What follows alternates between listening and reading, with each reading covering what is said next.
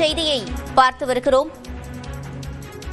அதிமுகவில் இணைந்திருக்கிறார் காளியம்மாள். அண்மை செய்தியாக பார்த்து வருகிறோம். நாம் தமிழர் கட்சியின் முன்னாள் நிர்வாகி காளியம்மாள் தற்போது அதிமுகவில் இணைந்திருக்கிறார்.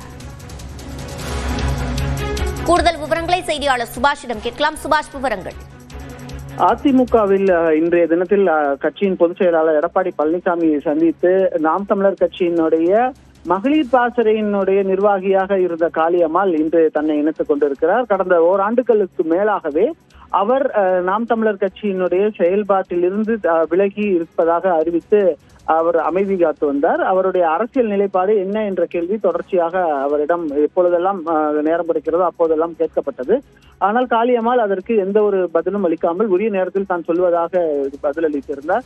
இப்படிப்பட்ட சூழ்நிலையில் தேர்தல் அறிவிப்பு எப்பொழுது வேண்டுமானாலும் வரலாம் என்ற ஒரு சூழல் இருக்கக்கூடிய சூழ்நிலையில் இன்றைய தினத்தில் காளியம்மாள் தற்போது அதிமுக பொதுச் செயலாளர் எடப்பாடி பழனிசாமி இல்லத்திற்கு வந்திருக்கிறார். அங்கே வந்து அவரை சந்தித்து கட்சியில் தன்னை முறைப்படி இணைத்துக் கொள்வார் என்று எதிர்பார்க்கப்படுகிறது. இணைந்து கொண்டார் என்றே சொல்லலாம்.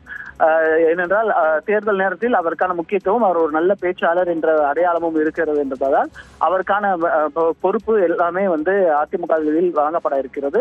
தற்போது அதிமுகவில் தன்னை முழுமையாக இணைத்துக் கொண்டிருக்கக்கூடிய காளியம்மாள் வரக்கூடிய சட்டமன்ற தேர்தலில் அவருடைய பயணத்தை மேற்கொள்ள இருக்கிறார்.